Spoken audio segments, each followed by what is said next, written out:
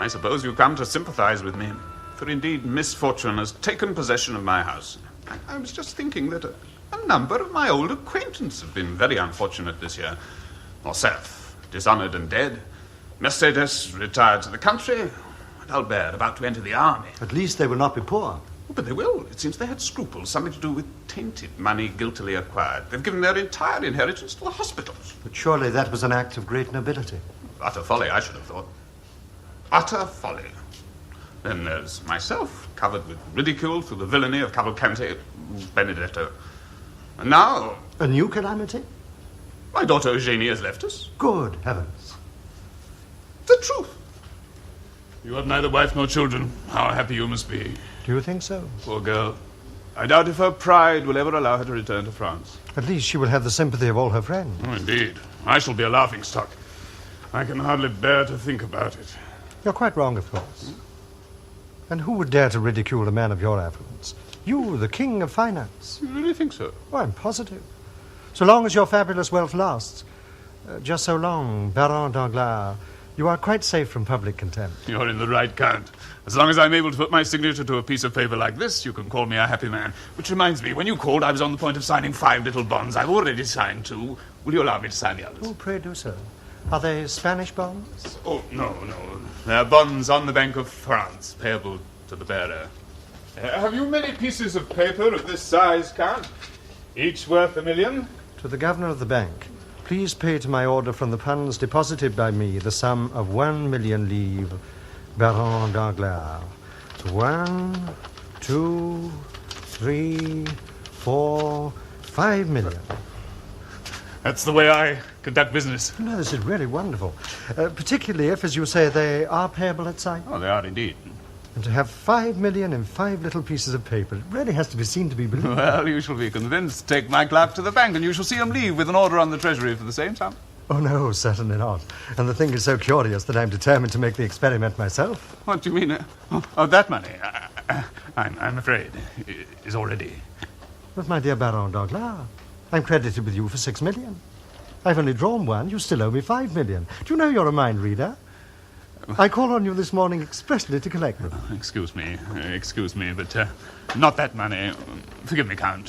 What I mean, I'm indeed no mind reader. I owe that money to the new railroad company. It's a deposit I promised to pay this morning. Oh, you disappoint me, Monsieur le Baron. However, since my need is just as great as that of your railroad company, I will take this, and you will have the added pleasure of signing new bonds for 5 million on the same day. Impossible. Well, then the railroad company shall wait until tomorrow. They can certainly afford it. Here's my receipt. You see, I came prepared. Received of Baron Danglars the sum of 5 million livres, which will be repaid whenever he pleases by the house of Thompson and French in Rome. Well, after all, why not? A favour to you, my dear Count.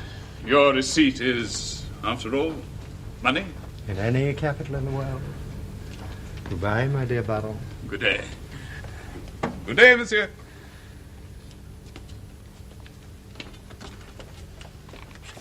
What the devil do you want? Monsieur Beauchamp is here, Monsieur le Baron, and wishes to speak to you. Beauchamp? Very well, show him in.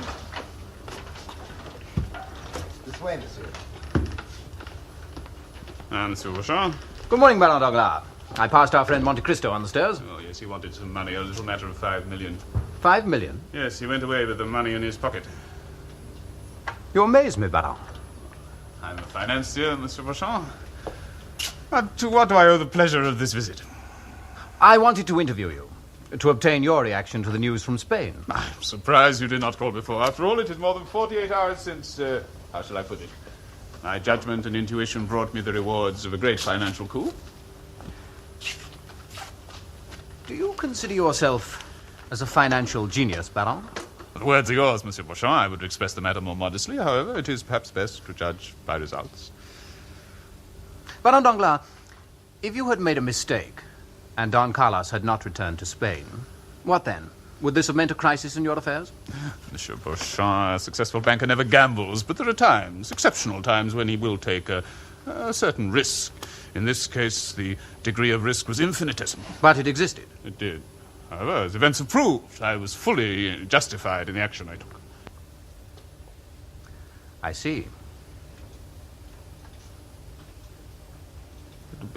Why this line of inquiry? If you came here wanting... I came here, Monsieur le Baron, assuming that a man of your eminence would keep himself at least as well informed as a mere journalist. What are you saying? That you are not abreast of events. I not abreast of events. For 2 days, Monsieur le Baron, fog in the Loire Valley has obstructed the telegraph. The fog has now lifted. The service is once more in operation. Well? I have had the latest reports. Don Carlos did not return to Spain. Barcelona did not rise in his favor. He is still in our custody at Bourges. It's a lie. And you are a ruined man? It's a lie. No, my dear Baron, it is the perfect truth. The news. His escape. That was a telegraphic error. But it's true. I heard it from Madame de Villefort herself. Her father has dismissed her to a convent. Where is she now? At home. Under guard. This is one of the worst things I've ever heard. God forgive me, it is I who've done this to Valentine. No, do not speak thus, monsieur. Well, how should I otherwise? But it's true. When a woman loves, no sacrifice is too great for her. And there will be no sacrifice. What do you mean? I mean that you will marry your Valentine and that you will live happily ever afterwards. Oh, no, to jest at such a time. Maximilian, listen to me. You know that within the hour de Villefort is presenting the prosecution's case against Benedetto? Yes. While he is thus engaged, you will take Ali and go to the house of the Procureur du Roi and abduct his daughter. But this is madness. Ali, who is worth 10 men in such a situation, will cover your retreat. One of my carriages will be waiting to take you to Marseille, where you will meet a man called Penelon, who will be waiting your arrival. Penelon? An old sailor who was once in the service of your father. Yes, I know that, but how do you know? Ask no questions. He will convey you in my yacht to the Isle of Monte Cristo, where I will join you within a matter of days. Trust me. But what you propose is sheer insanity. We wouldn't travel more than 20 leagues before we were seized. Nothing of the kind will happen. My friend, have you ever known me to fail in what I promised to perform? Never. Well, if you love your Valentine, do what I'm telling you to do now. But what is there to be afraid? Her father's vengeance. You're both safe from it already.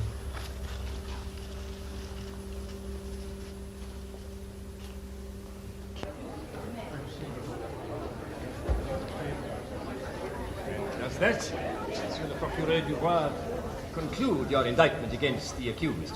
It does, Monsieur le Président. We thank you, Monsieur.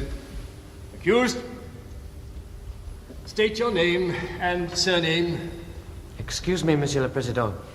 I claim to be in an exceptional situation and would beg that the order of the formal questions which you're bound to address to me at this stage be reversed. Very well, the court is prepared to indulge you in this, but only in this. What is your age? I'm 21. Or rather, I shall be in a few days. I was born on the 27th of September, 1817. And where were you born? At Auteuil, near Paris.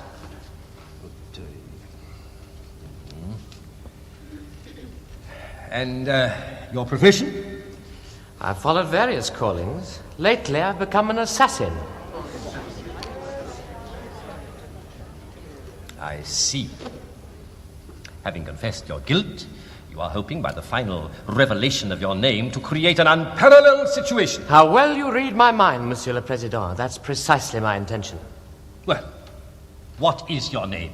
I cannot tell you, since I do not know it. But I know my father's name and can give you that. Well, what is your father's name? My father is the Procureur du Roi. The Procureur du Roi. Silence. Silence. Are you playing with justice, accused? Gentlemen, God forbid I should insult the court. What I've said, I'm ready to prove. But in your examination, you call yourself Benedetto, an orphan, and claim Corsica as your country. I repeat, I'm the son of the Procureur du Roi, Monsieur de Villefort. I was born on the date I've given you at 28 Rue La Fontaine. As soon as the midwife delivered me, my father took me in his arms, telling my mother I was dead, wrapped me in a napkin marked with an H and an N, and took me into the garden, where he buried me alive. Are you asking us to believe that you were a newly born infant? You survived this ordeal? Well, of course, I wouldn't be here otherwise.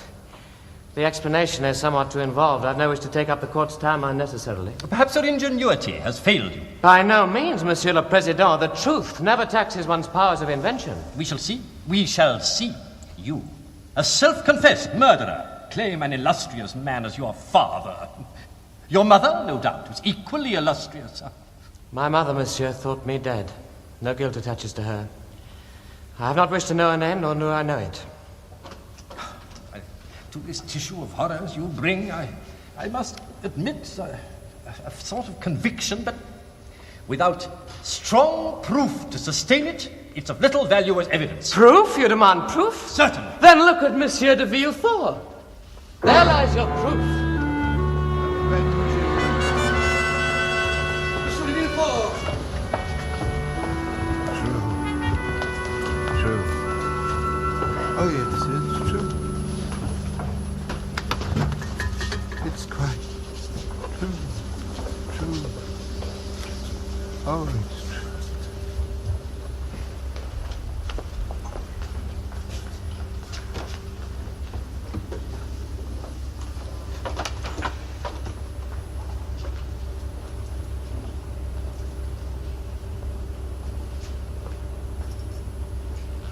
Who are you? Who are you? I'm Edmond Dantes. Edmond Dante.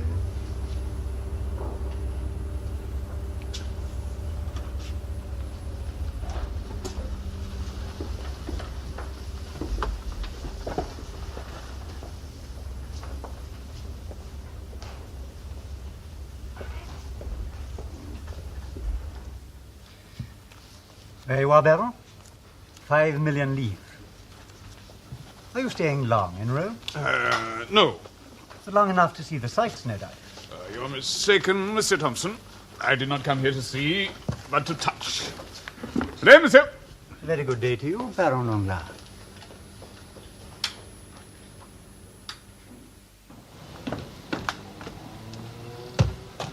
My hotel. The devil! That's right, Excellency. I am he. Monsieur Evans, where are you taking me? To hell, senor. To hell.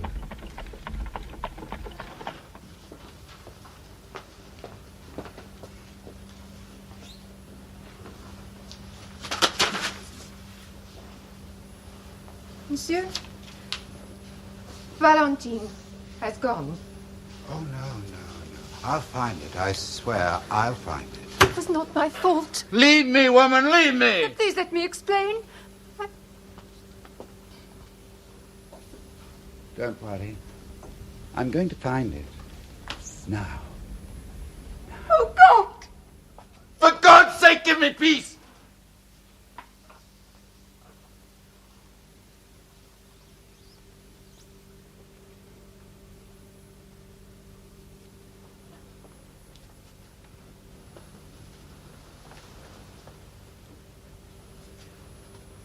Where the wall?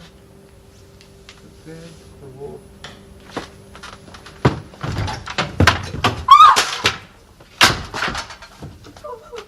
Oh, the door. The door. The wall. The door in the wall. The door to the stairs. To the garden.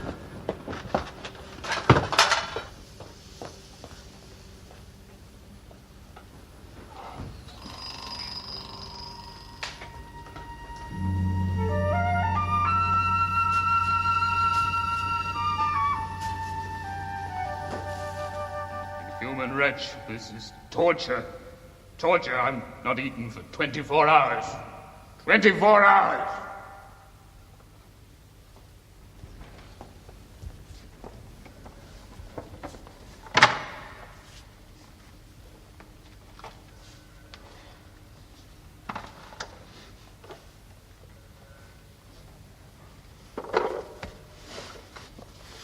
Just one moment, Excellency.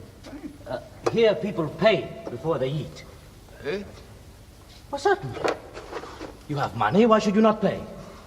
Very well, I'm too hungry to care. How much? 1 million livres. A million livres, huh? That's funny. That's very funny indeed. You see, I can take a joke in the next.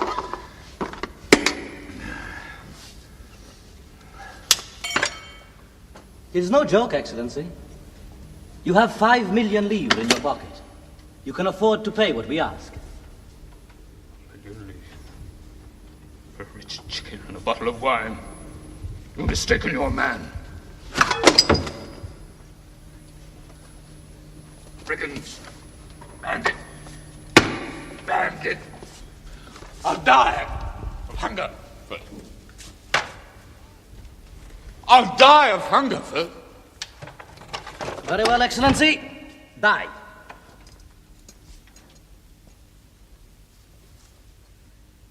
I know the sacrifice you have made. I know that you've given de Morcerf's fortune to charity, and that you will take nothing from Monte Cristo. But this is the key of that humble apartment that young Dantes the sailor lived in long time ago. He gives it to you now.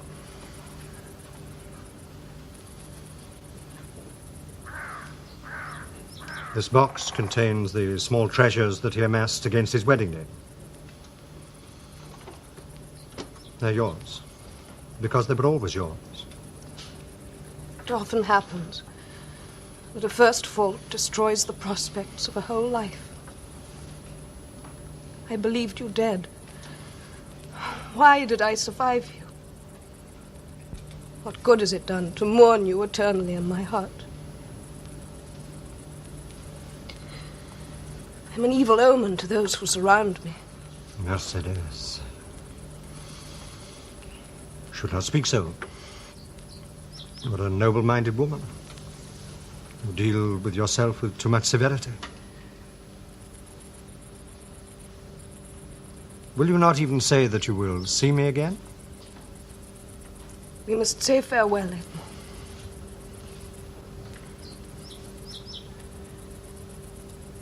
Let us part.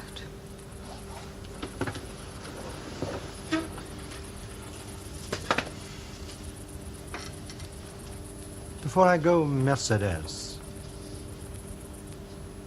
have you no request to make? I desire but one thing in the world, Edmond. The happiness of my son.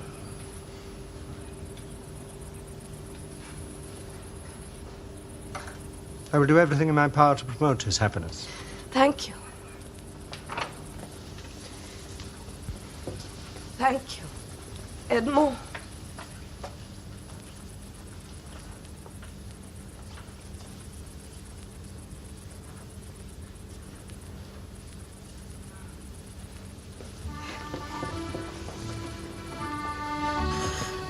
Edmond. Edmond.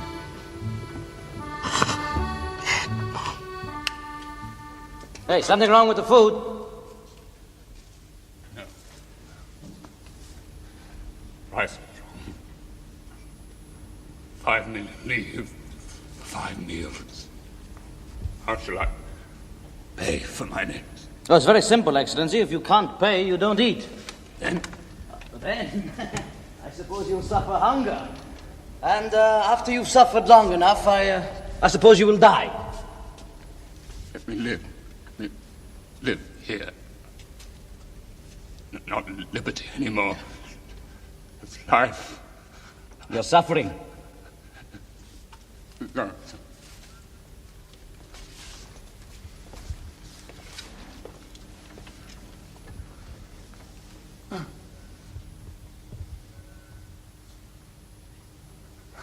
Monte Cristo. You are mistaken. And who are you?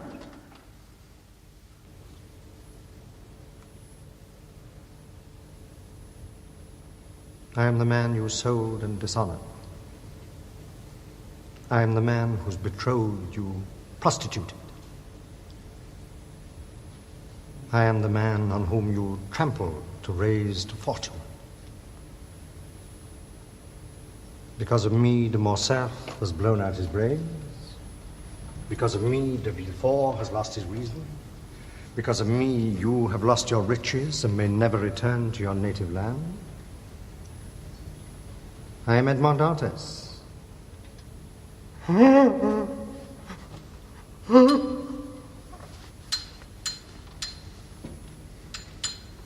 Get up.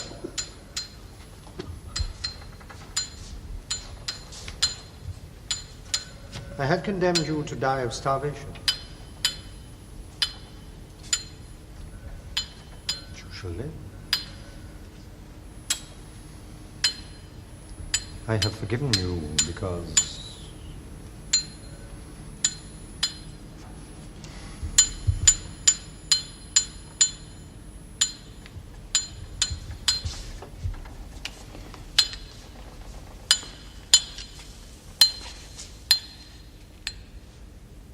Is everything prepared to sail for Monte Cristo? Of course. But what about him? Let him go.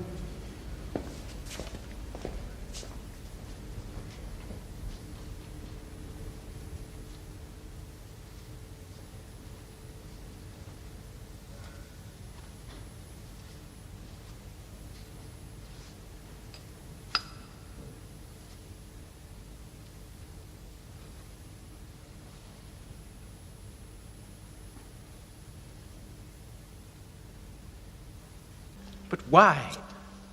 Why did you never tell me that it was you who saved my dear father's life? Because I grew to love you as I loved him. You gave me your friendship. And I valued it the more. Because I knew that it was not inspired by any gratitude that you might have felt had you known the facts.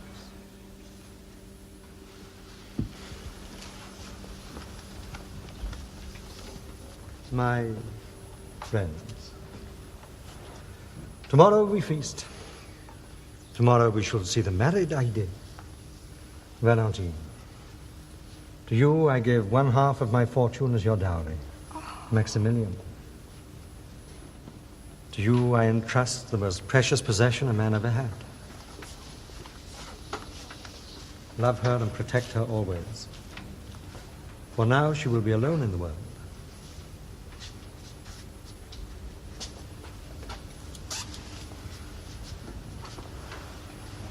Alone in the world? And why? Because Aide, tomorrow you will assume your proper position in society. I restore to you your fortune and the name of your father. I will not allow my destiny to overshadow yours. Then you leave me, my lord. Aide, and you're young and beautiful. Forget even my name and be happy. It is well. I shall obey. I shall forget even your name and be happy. What are you saying? I am young. I love the life you have made so sweet for me, and shall regret to leave it.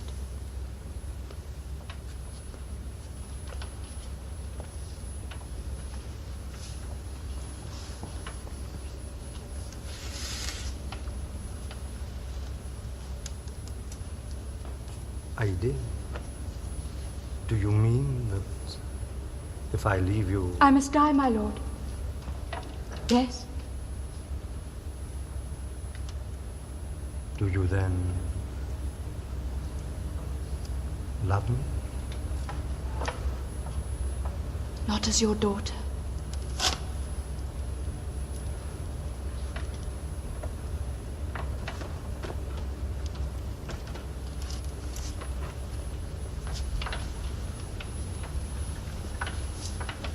But as a woman, as a mistress, as a wife.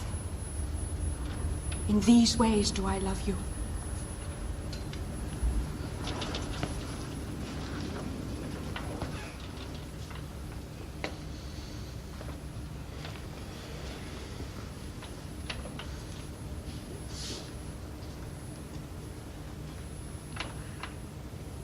Love me then, Aide.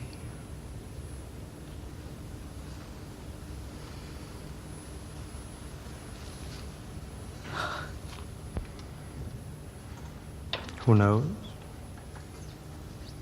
Your love might help me to forget those things I wish not to remember.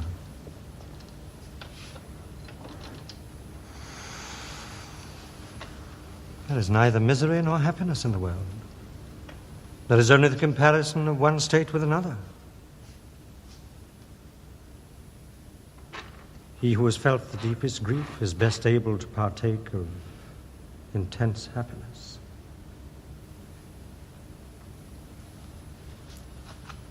And never forget that all human wisdom is contained in these two words. Wait.